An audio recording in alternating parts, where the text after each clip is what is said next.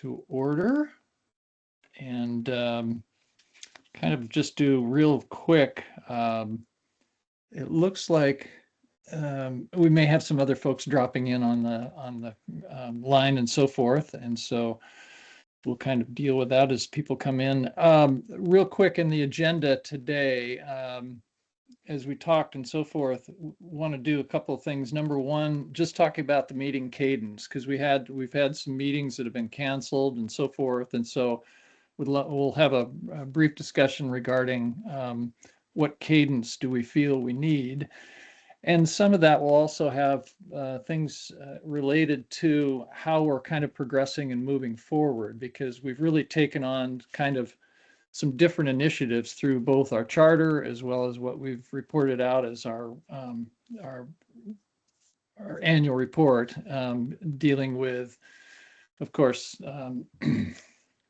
dual credit, CTE, and so forth. So we'll have some discussion and probably integrate that into some of the progress reporting and format section of the meeting. So let's see, Leah, do we have a quorum out there? I don't know that we'll need it today, do we? Guess we do. Yes. I believe we have a quorum, and I say that because we've lost a few members. Yes. We are at a quorum for our minutes, yes. Okay, yes. Charlie, when we get to introductions, I invited Phil DeVries, and he is here today. So excellent. You might want to have him introduce himself. Yeah, and I was just noticing Phil's name and a couple of others that I may not have known and seen. So if you are a new participant, let's please have you introduce yourself. Let me start with Phil. Phil, welcome.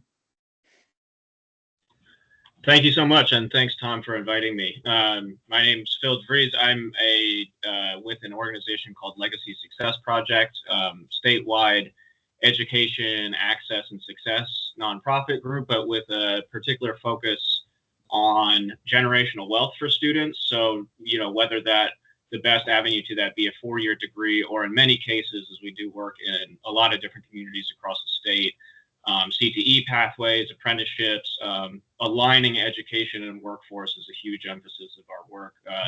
Strategic partnerships with colleges, community colleges, as well as industry, economic development, and things like that. So very grateful to Tom for inviting me to this meeting, and I'm very excited to hear and learn from y'all. So thank you. Great. Welcome, Phil. Yeah. Who else may not either participating for the first time or not? And Todd, if you see anybody out there that we have not introduced, I'd like your help there as well. I think we've got everybody. I think this is my second meeting, so I don't remember if I introduced myself the first time. So my name is Sarah Groeschel. I'm with Lutheran Community Services Northwest, and I am with the Training Institute, which is a program of that. We are actually still operating out of our kind of multicultural services district. So we focus on immigrant and refugee populations as a refugee resettlement agency. And we have a culturally responsive accredited trainings for peer support specialists. And we are actually working with Jennifer Denning, who's on this call as well, around a HEC initiative to create a peer support specialist registered apprenticeship program, and really are stepping into the space of workforce readiness and kind of helping bridging some of those gaps that are there for, especially for folks who are new to this country, but just in general, working on both training opportunities as well as some we want to do some organizational development work that can help organizations really be able to quickly adapt to changing demographics. So that's sort of what the Training Institute is at this point, and I'm glad to be here and be a fly on the wall and listen in. So thank you. Excellent. Thank you. Welcome, Sarah. Yes, I'm not sure we caught you last time as introductions and so forth. I can't remember specifically, but thank you so much for adding that in. So Well, let's get some business, and then I'm going to cover a couple of items very quickly. So first of all, approval of the minutes from our January committee meeting. Not sure if anybody had actually had a chance to review the minutes and so forth, but hopefully you did, me included. And what I'd like to do would be to have a motion to approve the minutes from someone.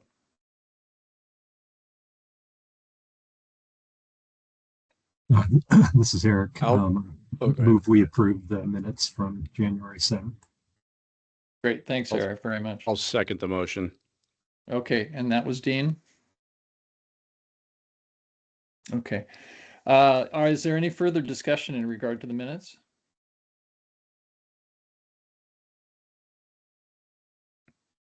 There being none, they're approved unanimously. Okay, Todd, I don't know if all WRC members are aware, because we have a conglomeration of various folks, but big news that was hit us last Friday, actually Thursday night maybe, and Friday. Todd, you want to just talk about the movement of the WTDB? Yeah, sure. Thank you, Charlie.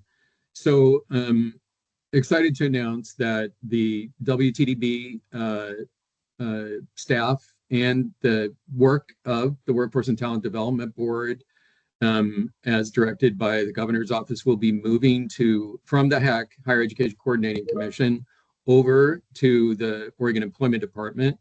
It will be located within the office of the Director of the Employment Department, who is a mandated member of the Workforce and Talent Development Board, Andrew Stolfi.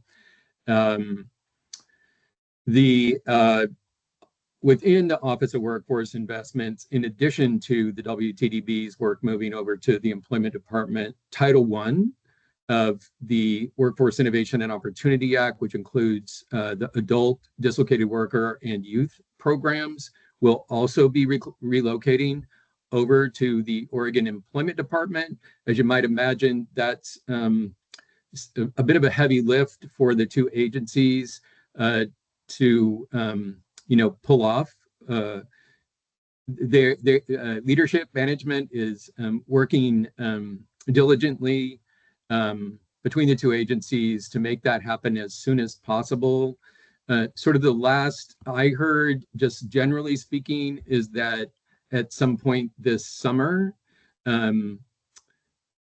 it's expected that the WTDB and Title I be relocated and that work be permanently housed at the Employment Department.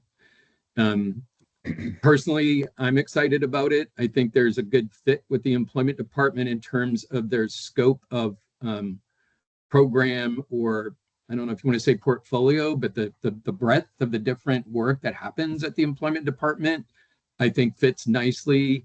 They have, for example, Title III or Wagner Pizer employment services at a high level, sort of description already housed at the Employment Department, not to mention a number of other programs that are part of the public workforce system or WorkSource Oregon.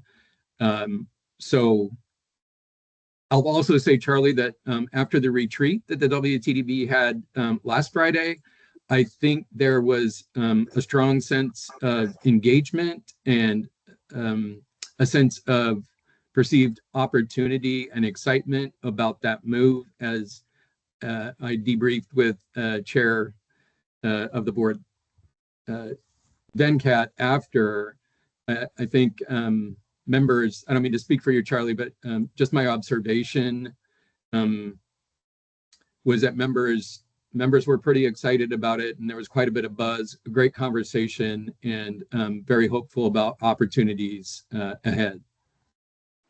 Yeah, thank you, Todd.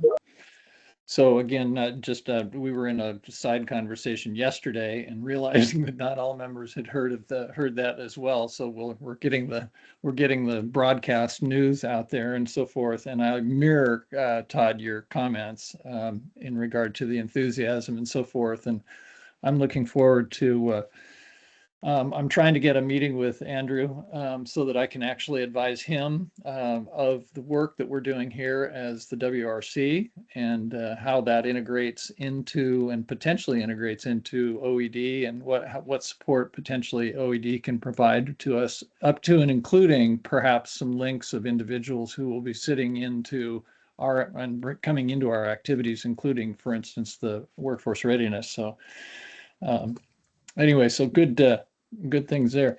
Tom, I was just about ready Charlie? to throw it over to you. Yeah, go ahead. I think Eric jumped in. Sorry, Tom. Ahead of that and asked permission if he could make an announcement. Yeah, I actually had heard about that yesterday, Eric, and I was gonna be coming to you. Tom lowered his hand, but I want to come back to you, Tom, as well. So, but Eric, please, you got the floor. Yeah, this one isn't good news, but I do need to share it. So the grants called Career Connected Learning Systems Navigator grants that have brought dedicated FTE to our community colleges across the state to support middle school and high school career connected learning opportunities, partnership development, educator workforce partnerships. Those grants have been funded, originally funded by ODE as part of pandemic relief dollars, but have been funded by the HEC in partnership with OPC, the Oregon President's Council, all the community college presidents. Those grants will not be renewed. They'll be ending June 30th of 2026. So just a few months from now, not renewed due to budget constraints. And this is going to create some loss of that regional capacity to support those career awareness and exploration opportunities and that partnership development and alignment. So we are in the midst of kind of this dealing with this relatively new news, and I know I'm grateful to my ODE partners. We'll be working closely together to be figuring out how to continue to support our regions in this important career connected learning work. Yeah, Eric, that is sad news, incredibly sad news. But I know we've been working with the navigators in various regions with the process with OES and so forth, and they've been incredibly helpful as kind of connective tissue, both to the community colleges, but also and students, but also into the community itself. So big loss, big loss. So, well, thank you for sharing, Tom. I'm wondering also, Tom, do you want to kind of give a plug on the ACTE, just since CTE is again part of our push to support as we're moving forward for the conference? Yeah, but I just wanted to let Todd know that he really kind of jumped in on what I was going to say and invite Eric to speak. Yeah. But so thanks for interrupting me, Todd. Sorry. I was just trying to go with who jumped in first. I didn't mean to. But I raised my hand. You didn't. Well, I saw a note. I thought it was. I mean, in complete transparency, I saw a chat from Eric before I saw your hand, so I was just trying to follow the protocol. Apologies. I'm just giving you a bad time. My shameless plug for Oregon ACTE conference, April 29th through May 1st. It's Seaside, Oregon. Many of you I know are already going there or participating. And Dean and Sherry have kind of spearheaded a business panel, which will be on that Wednesday from, I think, what is it, from 1 till 4 or something like that. And it looks to be very well attended and going to be quite impactful to have industry partners actually talking directly with educators and communicating and maybe really inspire some things to come going forward in the next year or two. So thank you to both Dean and Sherry for doing that. And um, if you want to take a look, go to Oregon ACTE, and there's registration available for anybody who has not already registered. It's still open for registration through probably the end of this month before I have to close it off. So that's my shameless pitch. Thanks, Charlie. Great. No, I appreciate that. Shameless, not at all. I think it's a valuable conference, and it's a great collection of educators from, and it's a broad audience, in fact. So thank you. All right. Any other business before we pop into some things? And anybody want to give any more updates? But they got to be happy updates, okay? I just want to acknowledge that Carla Clark's here with us today, and I don't know if she's had an opportunity to really introduce herself. She's been kind of in and out of some things, but she is helping Dean and I, so she's our other partner, and I wanted to acknowledge that. Yeah, Carla, please do introduce yourself. Watch out, she speaks fast. Oh, I'll try not to speak too fast. I'm Carla Clark, STEM Hub Director in Southern Oregon. My region is Jackson, Josephine, and Klamath counties. And Sherry's right. I have had some on and off participation depending on what's happening with statewide organizations and the Workforce Talent Development and CTE and Career Connected Learning. And so I love being a part of teams that are helping to move good work together. Thank you. Yes. Yeah, absolutely. And your presence down in Southern Oregon is well felt, by the way. So I appreciate it. Tom. Yes, I have to apologize to Carla. I did not see her log on, and she's one of my board members, and I want to acknowledge the fact that she's spearheading the Wednesday portion of the Oregon ACTE conference. So thank you, Carla. Yeah, thank you. All right. So let's talk a little bit about meeting cadence. I want to throw this kind of up for general discussion. We've been meeting on a monthly basis. There's a lot of things that are going on, and there may be even more that need to go on in regard to how we're kind of parsing out some of the actions that we're really trying to take. So I'd just like some feedback, general commentary, and so forth from everybody. Is the cadence on a monthly basis too much, too little? Do you see that you might need some of the time?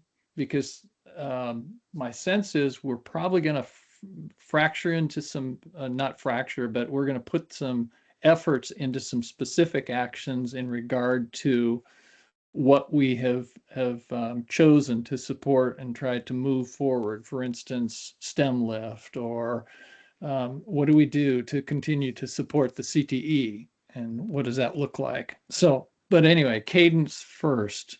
Any feedback in regard to the cadence, or are we good on a monthly basis? I'll wait until I see some hands here. Sherry. Yeah, I actually appreciate the monthly meeting, and it helps me to know what others are doing, know how to help support them. And I know that sometimes if we are done early, then we just end early. So I don't know. For me, it has helped me understand a lot more about work that's going on in other spaces.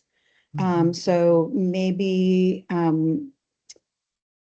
rather than reducing that, maybe I think we'd either have to find another way to do that, to get that information out. But it's a key for me to know, to understand how my work's intersecting with other people's work. And then when I hear a partner that might want to help someone with something that they're doing, if I have to wait too long to make that known, I just might forget. So that's kind of my perspective.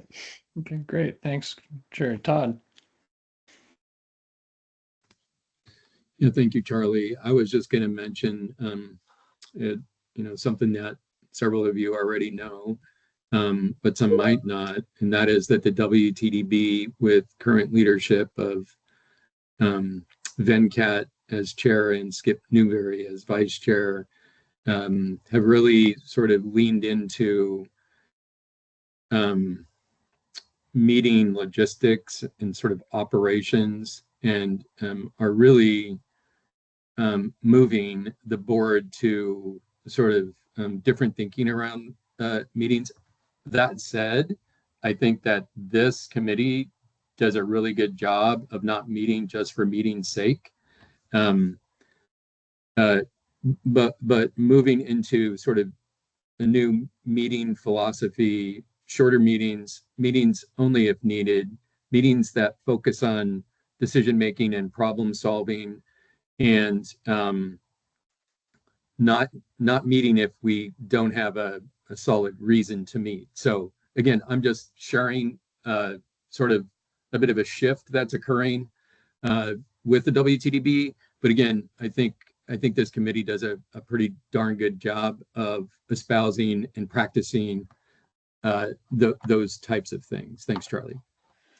Yeah, I think generally we have all been associated, and my sense has been, and I've gotten feedback that the reason people are engaged is we are action oriented, and we have been action oriented. And my sense is that we can still continue that, whether it be a monthly, by every other month, or whatever, but to really meet within the context of those actions. So, as an example, not just hearing, let's say, from Sherry in regard to the OES pieces, but what are what are the actions that we're taking, and what is important for us to make sure that all of you and all of the agencies or entities that you represent are aware of the actions, so you have an opportunity for some input. And I think that's also critical. So not just a report out, certainly, but a report out in the context of the actions we're taking. So I'll kind of push it that way. So other thoughts? I've seen some on the chats and so forth. Generally supportive.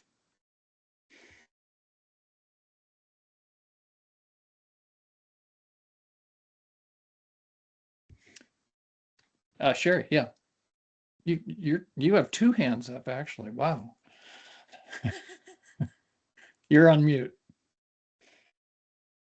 You're on mute, Sherry. There you go. I can't Rewind. access, I can read the chat, but I can't put anything in it right now. So I apologize, or I probably would have just put this in the chat.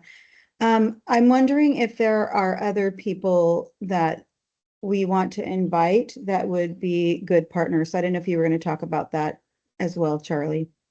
When we talk about, partnerships and do we have the representation that we're looking for? Yeah.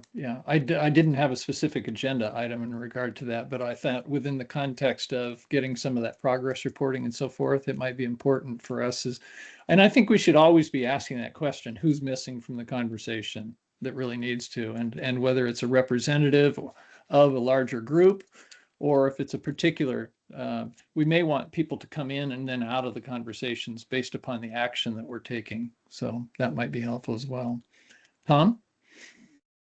The only thing I'd add to that is that for anybody who's not aware, we have occasionally canceled these meetings when we didn't think there was enough information to share with each other. So yes, it's been scheduled monthly, but we don't want to waste your time at all. As Charlie said, we're a very action-oriented committee, and we don't waste people's time either.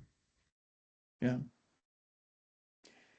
Yeah, I think if for all of us, if we get a sense that something is lagging in those actions, that should be a little bit of a push to us to say, why are we lagging in those actions? Why don't we have an update, so that we kind of also keep each other kind of pushing forward?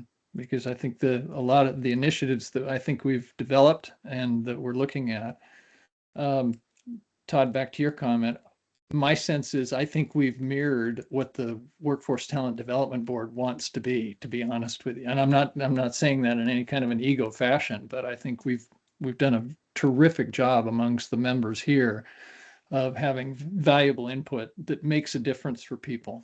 So, and good connected. Any other comments?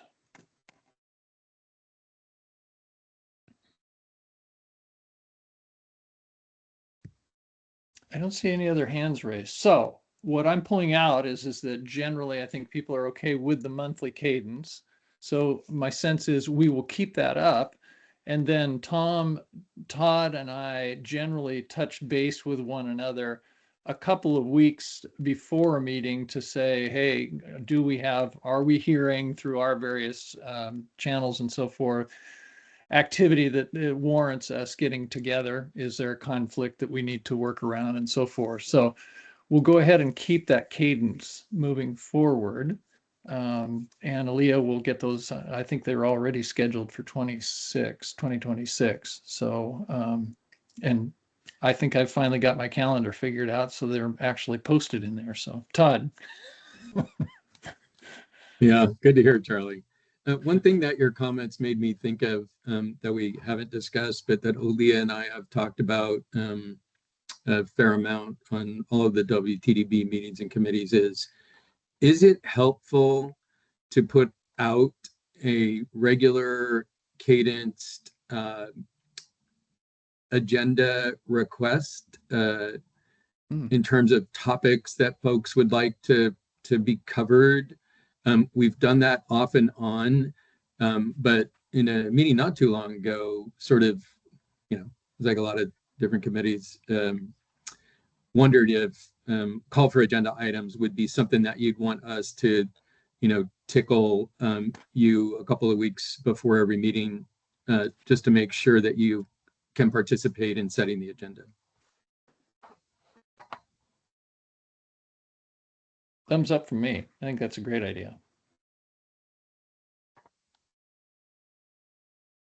So I should make everybody practice their technology and say, okay, everybody together, I want to see a big thumbs up.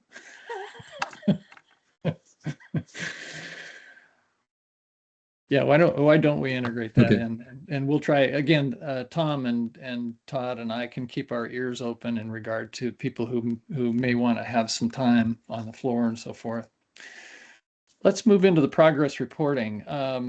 As a backdrop to this, again, we have the initiatives. So we're certainly going to be covering and continuing to cover the OES. And there's a number of items. I know Sherry and I both have for this morning's conversation and so forth.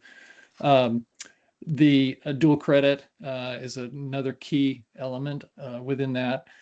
I'd like to get maybe some further clarification and some thoughts in regard to the CTE and quote unquote STEM lift. And I'm not sure who might be actually reporting on that, particularly on the AI platform and so forth. I don't know that I see anybody on our roster that may have some specifics on that. Venkat sent me a follow-up that I could read with the email, but that man's mind is really going. And so he is on these processes. So why don't we start off? Eric, I think in the past you've talked about the dual credit and so forth. Any updates? I suppose quick updates. We've had some stops and starts with that project, but as you might recall, or if you're new to this, I'll just briefly background here. We are one of 7 states working on improving our policies around college credit in high school. So that would include dual credit, but also other ways that students might get access to college credit experience as well in high school. We did have a statewide vision adopted by the HEC Commission on December 11th. So we do have a statewide vision. It's been adopted. I don't have it pulled up to share today, but I'm happy to share that later on. It was also well received by the State Board of Education, who met that same day. And now the project is moving on to the building of an advising toolkit to support educators in the school building in having conversations with students and families about college credit in high school. We'll be taking that to the Oregon ACTE conference with a presentation at the end of April. And I believe we'll be having some mock-up of some of the toolkit in that session available to share, and look forward to getting feedback from the CTE community at that conference. But that's about where we're at right now. We expect that advising toolkit to be released around August this year.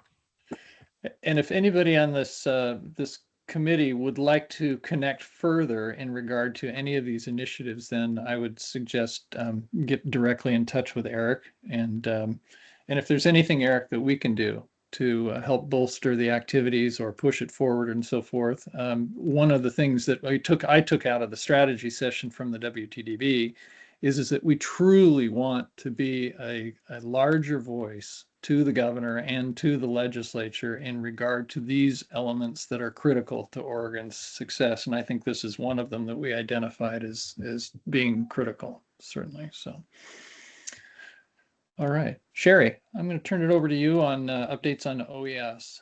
Yeah, well, I think Beth and Susan might have some other things in regards to the dual credit. So I want to give space for them if they want to talk about anything that they're kind of working on, even though we're kind of just getting started.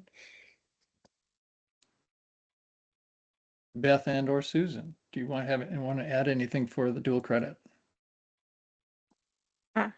Does Beth want to talk, or do you want me to? This is the awkwardness of technology. Being Susan, polite. take it away. All right. So they are going to be they're going to be posting some guidance soon, or an FAQ on embedding college credit opportunity in personal finance, as well as a higher education career path skills with SB3. And that latter, which some people are calling hiccups.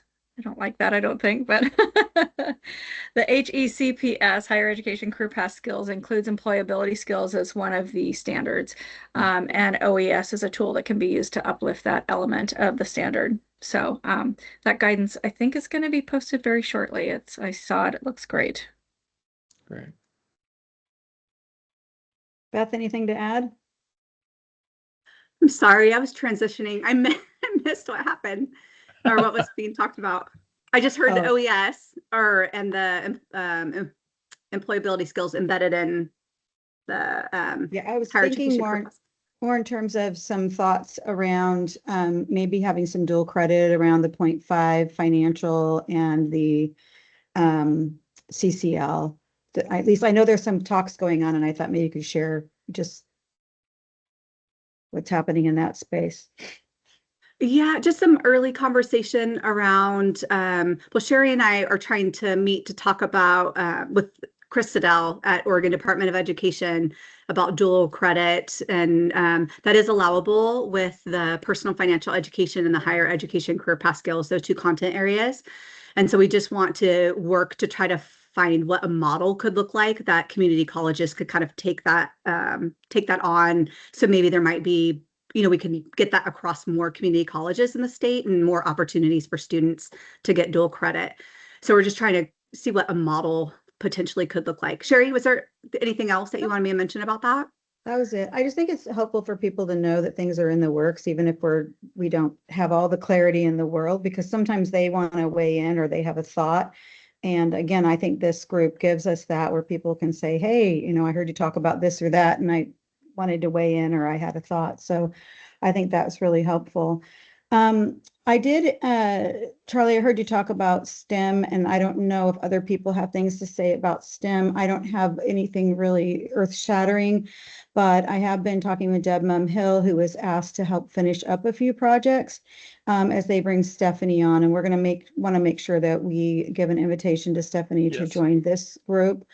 And they are in talks about some curriculum around mechatronics and AI, and I have been asked at least to envision how we could use the OES framework, the 21st century skills, to envision how some of that work might be happening. Again, nothing concrete, but I just want to make sure that if people are interested in those conversations, they know that those conversations are being had, and that you're welcome to, bring your voice into those conversations. In terms of OES, one of the things that we're looking at is we lost our Badger micro-credentialing system that was free. We do have some possibilities that could be coming together in order to create a free micro-credentialing system, free as in free to issue and free for the person to receive.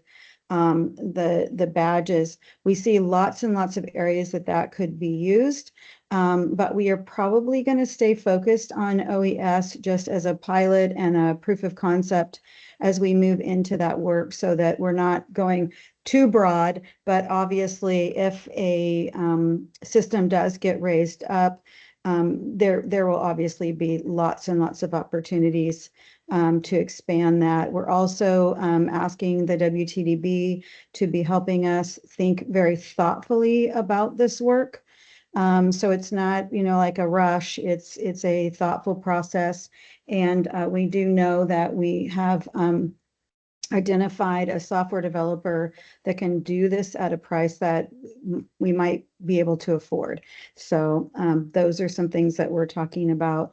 The 29th, which is ACTE, I just want to say we have 20 confirmed industry partners coming, and we have about another 10 to 15 that we're trying to wrangle to get them on the document.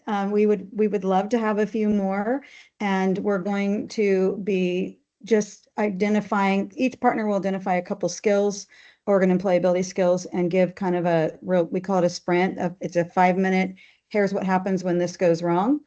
And then have our educators talk about how they could maybe simulate something like that in the classroom.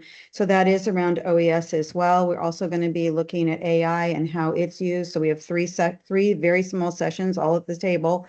And one will focus in on AI, because those are things that we are trying to understand and discover. So that's about all I can think of, Charlie, unless there's something else that you can think of that I forgot. No, that's fine.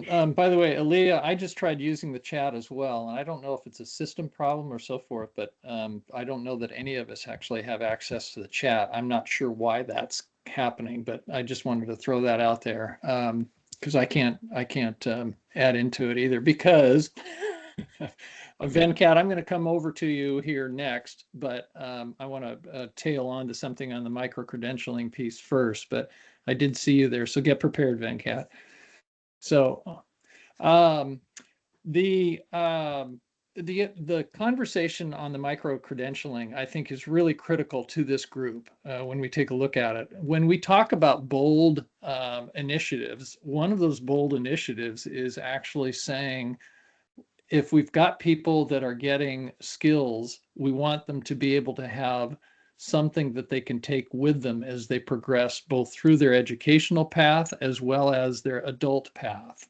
And so we promised, as a part of the whole OES piece, to offer them the badging as a credential, so that we could make sure that this moves out into industry. Well, with Badger going down, we now have to take a look. Deb Mumhill and Sherry, and I can't remember who else was involved in this process early on when we were looking at various platforms that were available in the marketplace for badging. And almost all of them had some form of a fairly costly subscription base in order to be able to access, use, and then transport the badges. And so that's what originally helped us get to the point where we chose Badger as a free platform, because we wanted to maintain that badging system as a free service. Oh boy, the chat's working now. Anyway, what we're trying to do is to put together a synthesis, essentially, as a straw man of what a relationship could look like with an entity that could potentially provide a credentialing system. And we'll figure out a way to bring that back to this group, because I think it's important, not just for OES. I think the OES piece can be the pilot, but when you start thinking about what industry is looking for and what people are looking for,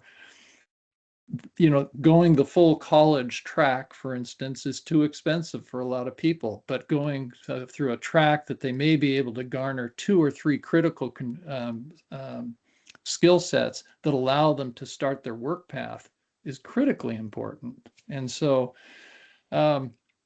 we'll come back to everybody in regard to this fuller, probably within the next month, with perhaps a straw man that we can take a look at and see that. So, okay, There we go. Well, the chat's working now. I'm not sure what happened. Anyway, Venkat, could you provide, could you provide us with some updates in regard to your thoughts and so forth for both what's going on with STEM and potentially AI interaction and focus?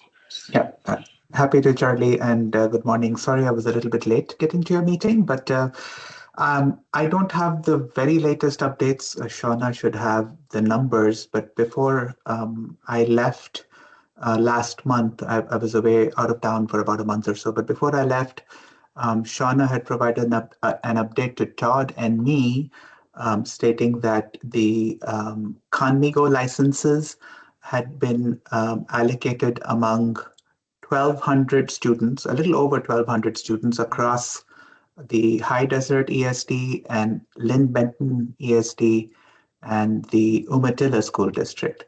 And so in the Lynn Benton ESD, the school districts were Greater Albany, Corvallis, Central Lynn, and Lebanon. And across these 1,200 plus students, they had some initial funding for year one, but they're still looking for sustained funding in year 2 and 3. And I say year 2 and 3 because I think at a minimum, we want to track this across 3 years to show an improvement in science and math scores. So it's all grassroots. This is not coming top down from ODE or anything. So we're trying this as a pilot program, and hopefully across these students, we'll be able to have some data that says that these tools are indeed turning around our abysmal science and math scores. So I'm hoping that Shauna will have the latest numbers for us, and I'm also looking forward to understanding how well in year one this program is going for both teachers to help with their professional development and learning and helping with their curriculum planning, grading, etc. And then for students because they get access to a 24/7 personalized tutor. So I hope we'll have some numbers to share. I will ping Shauna and see if she has any further information, but I wanted to share that with you, at least for this meeting. So that's the latest I have.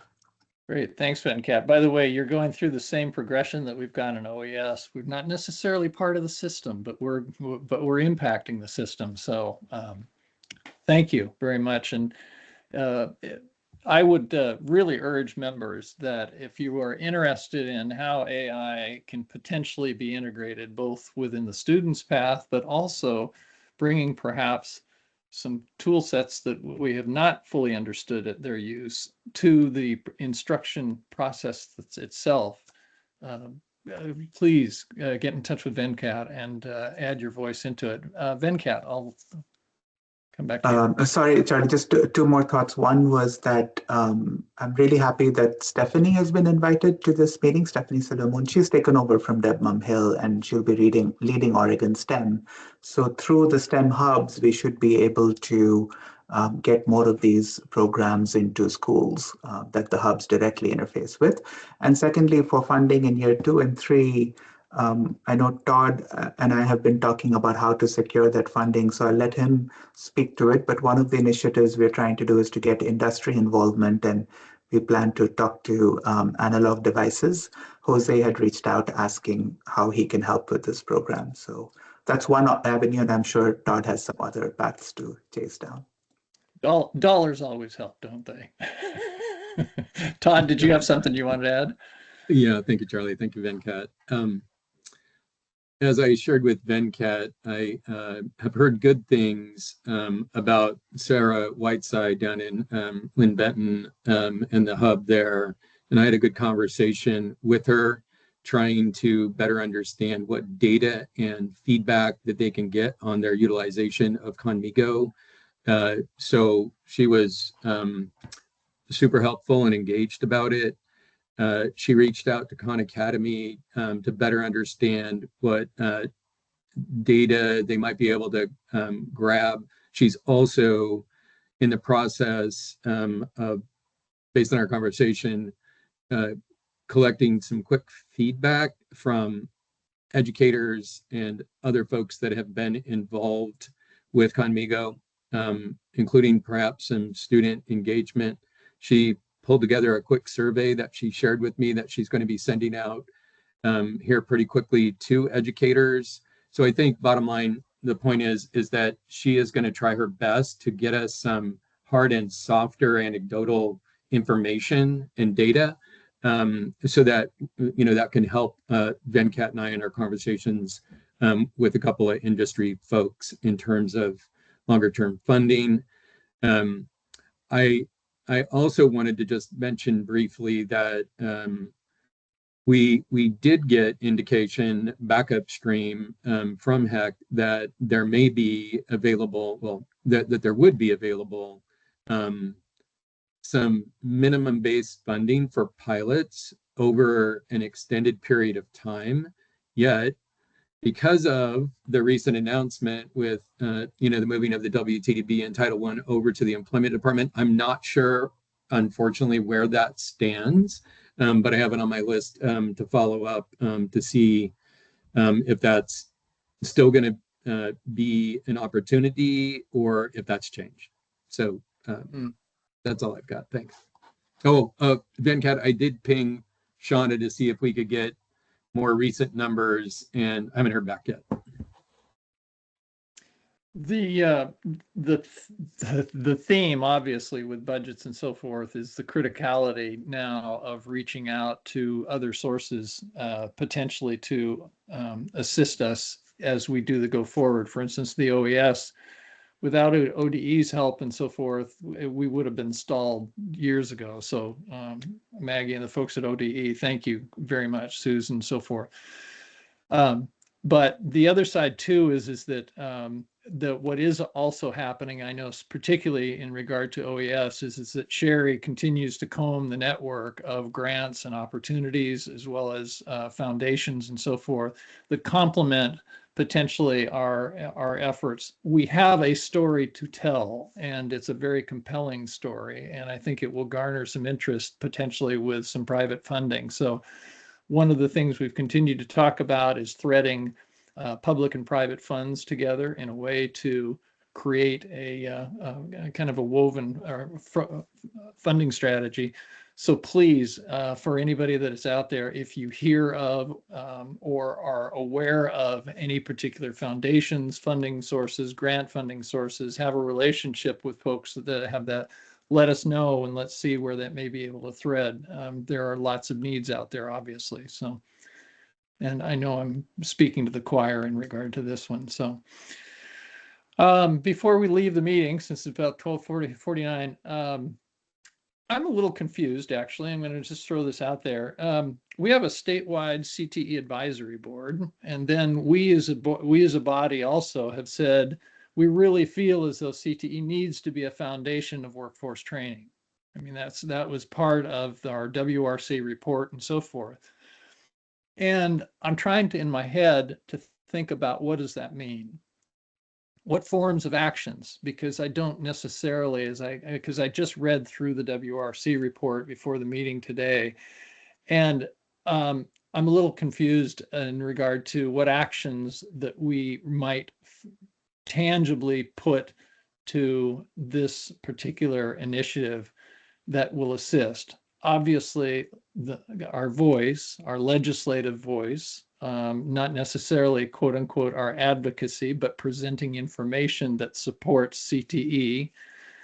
Any thoughts in regard to how we might, as a body, add and complement the efforts of, and maybe even do some integration with the statewide CTE advisory board, because I think there's some recrafting that maybe I serve also on that advisory board and received notice that we're potentially going to do some focus on what our focus should be. So thoughts in regard to CTE, our advocacy of such.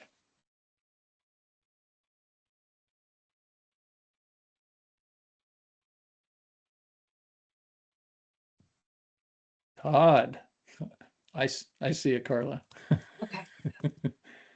Sorry, Carla, just real quick. I think Clay Martin is still on the call, it looks like, and I know that he's involved in some CTE efforts on behalf of the HEC. So I thought maybe he would want to chime in, but I'll toss it to you, Carla. I'm on the statewide advisory committee, so that's why I'm raising my hand. And I also, we know we have data, the data that shows that and I know you guys all know this, I'm preaching to the choir, the students that participate in CTE graduate at a much higher rate than those that do not participate. And one of the questions I have, because I don't have this at my fingertips, maybe somebody has this answer. What percentage of our students, of our high school students in Oregon, get to participate in career and tech ed? Mm-hmm. Does anybody know that answer? And yes, I agree that there should be a cross collaboration and connection because it's one of our systems that's working, that has good data. Mm-hmm. I'm gonna go see if I can pull that while Clay talks. Clay, do you have anything you wanted to offer? Yes, a couple of things. Again, I agree with you, Charlie, and with what Carla said, and I think everybody feels as though there could be greater alignment and connectivity between the sort of workforce world and the CTE world. And I think that there would be great opportunity in having, potentially a joint meeting with the advisory committee, or maybe once a year that we could coordinate that. I think that might be a good way to information share and help build that alignment. The other thing that I wanted to mention is there is currently with the federal administration an emphasis on alignment with CTE and workforce. And we have historically separated those two efforts, and we've submitted, for example, the state CTE plan, which is required to satisfy Perkins, and then the state workforce plan, which is required to satisfy WIOA.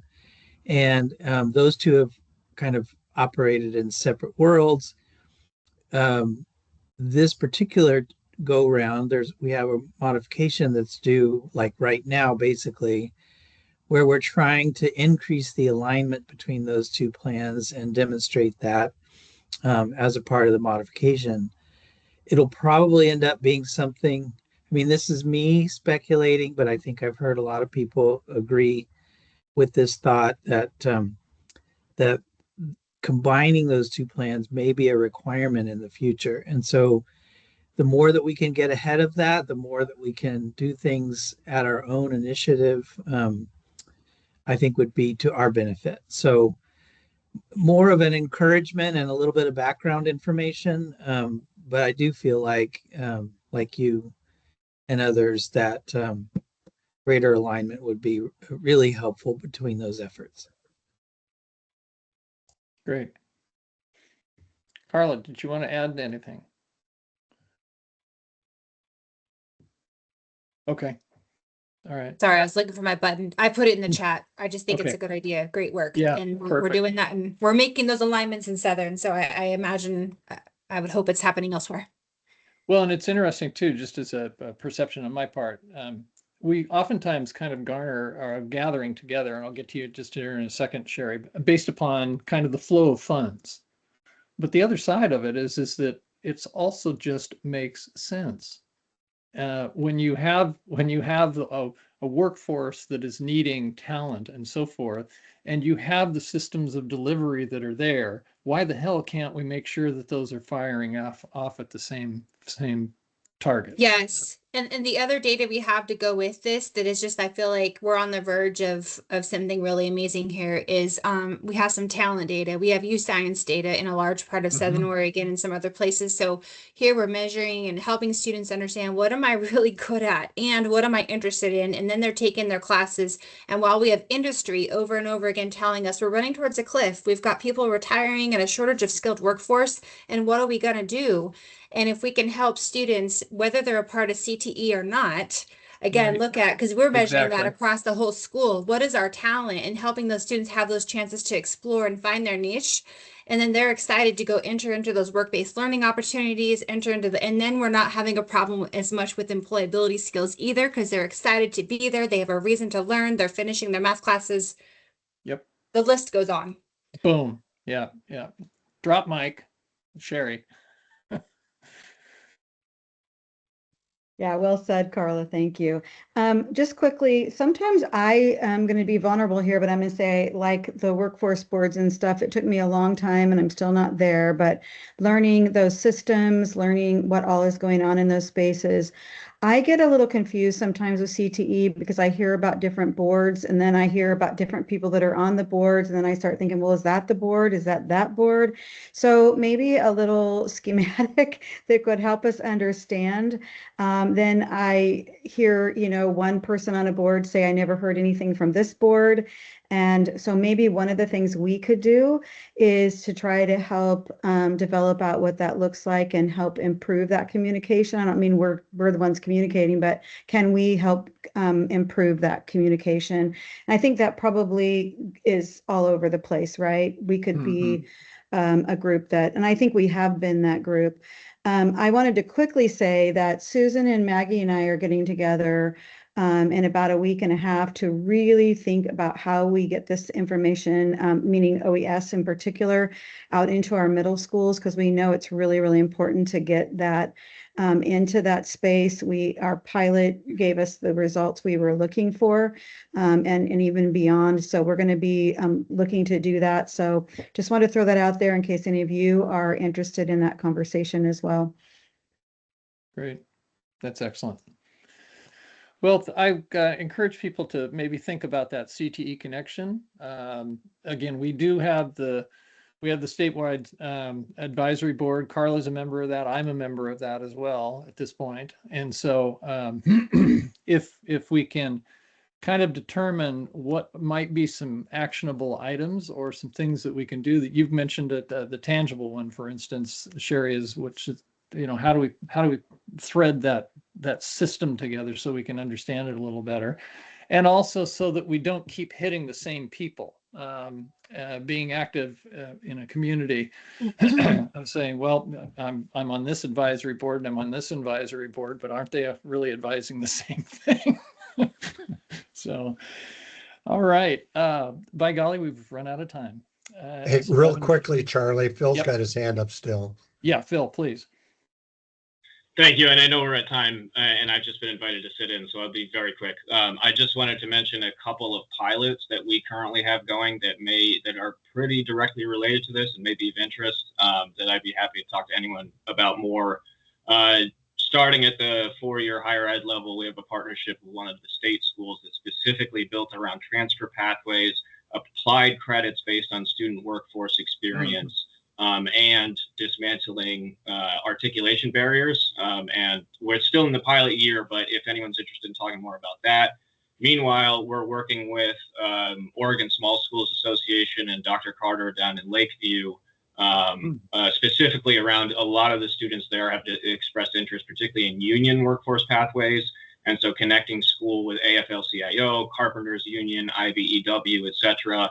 And then kind of in between, because we completely agree that CTE and education are not an either or thing, but rather should be aligned. And so the final piece of this puzzle is working with community college. And so, for instance, partnering with Oregon Coast Community College, with the MOU signed, so I can throw their name out there. But it's specifically around developing blue economy pathways in their region. So working with community colleges to develop industry pathways that make sense based on their region. So just wanted to throw that out. These are some of the pilots we have going right now. Great. Thank you, Phil. Well, please stay connected, by the way. And glad you joined us today, certainly. And hopefully we'll see you again as we move forward. So I'm strict about time. It's 12:01. We started at 11:02. So I'm right at my 1 hour mark. Thank you very much, everybody, for your ability. Tom, did you have anything? One more thing? I was going to ask if you could hang on for a little while afterward. Sure. So appreciate everybody continuing. We will continue the cadence, and hopefully we'll see you next month. Take care. Thank you, guys. Thank you. Bye.